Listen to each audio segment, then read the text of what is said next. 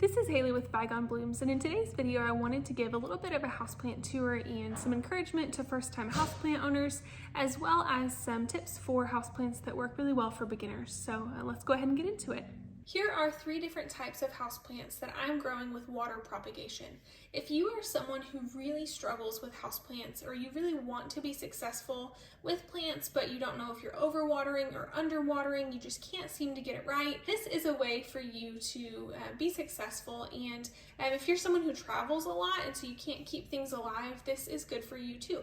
So on the left here I have 3 different types of pothos cuttings that I have. This one is the same type of plant, it's just variegated as compared to the other 2. And in the middle I have a polka dot plant, and on the right I have a spider plant.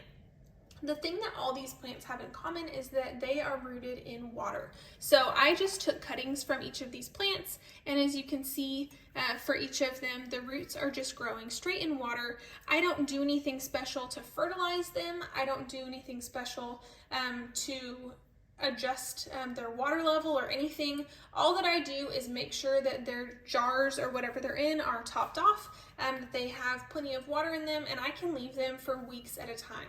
Each of these plants is in indirect light but in a bright area, so they don't get direct sun on their leaves, but they are in an area where you can see, if you like put your hand in between the plant and a window or whatever, it casts shade, so you can tell that there is indirect light getting onto their leaves.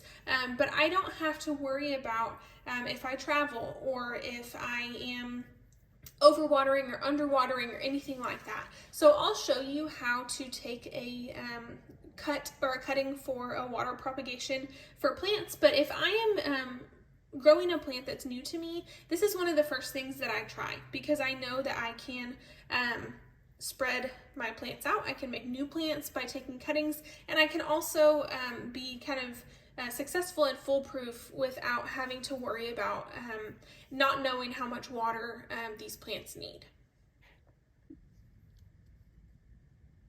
So this is one of my pothos plants, and with pothos propagation, what you're looking for is that you're making a cutting right above a set of leaves. So I'll show you guys what this looks like. And what I do from time to time is I just prune on my pothos, and if there's a branch that's too long or I don't like how it looks, I just cut it off and I stick it in water. So you'll notice here that there is a little bump right where this stem is starting, and then there's bumps all along the edge of the pothos stem. So what this means is where each of these bumps is a growth point that roots will come out of. So you just need to take off enough leaves from the bottom so that your stem with your growth point or your bump is in the water. So each of these growth points grows out right where a leaf was. So I just cut off the lowest set of leaves, and in this case you can see that I have at least 2 good growth points, and I just stick that directly in water, and that will make a new plant for me. Spider plants are another one that's great to propagate, and they make their own offshoots that are really easy to propagate. So what I do when my spider plant is looking kind of scraggly is I take some of the offshoots, and you can see that they're still attached to the mother plant, but what I do is I just cut them off the stem, and I can even prune up the stem if I need to, but this is its own new plant. So I'll just cut off a couple of these, and when I'm ready to stick them in water, they will grow roots. Just like the pothos, they have a kind of bumpy growth point that they will grow roots from.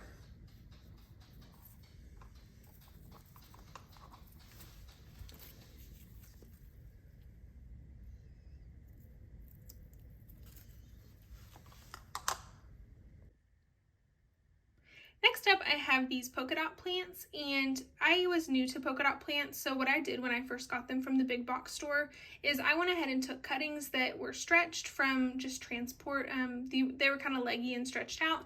So from the original plant, I went ahead and took cuttings and I put them in water, and you can see that their roots are growing really well. The next thing that I did, or I kind of like to do when I'm unsure about a plant or it's new to me, is put it in a terracotta pot, because I am less likely to overwater in terracotta. So I've found that some plants really struggle if they get too much water, like succulents and things like that, but they really like the airflow that terracotta brings.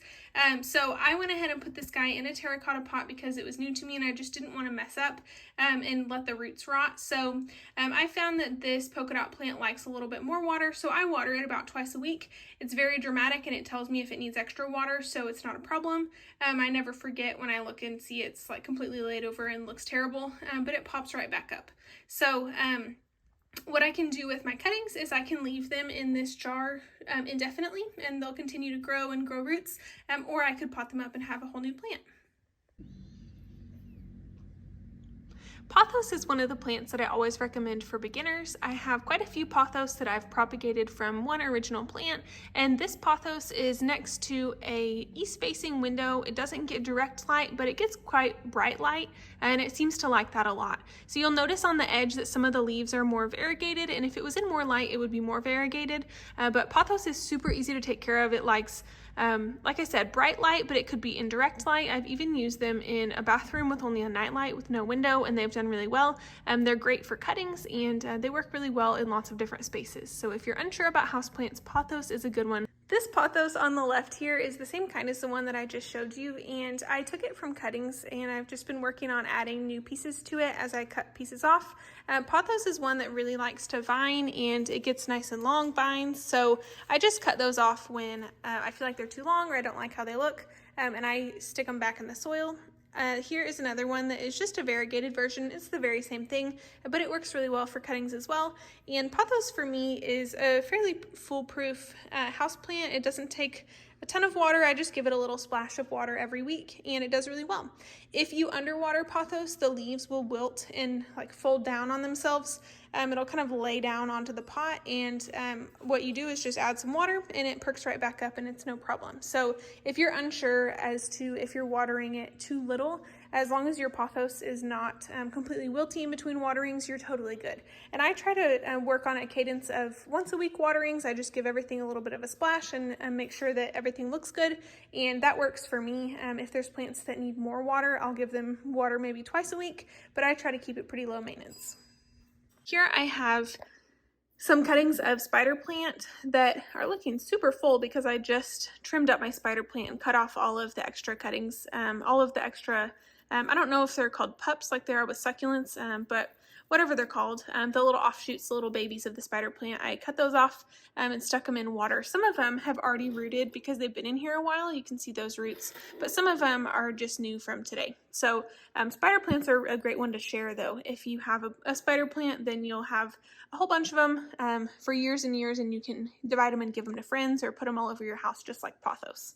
I have my succulents here and cacti or cactuses. They get morning sun, so there's actual sun on their leaves in the morning, and then they get bright and direct light for the rest of the day. One thing I often see is that new houseplant owners are recommended to get succulents or cactuses because you don't have to water them a bunch, but I find that they are not ideal for new cactus or new plant owners because they are really easily rotted, so the roots will rot out if you water them too much, and they'll look totally fine for a couple weeks and all of a sudden be dead and it's too late to save them.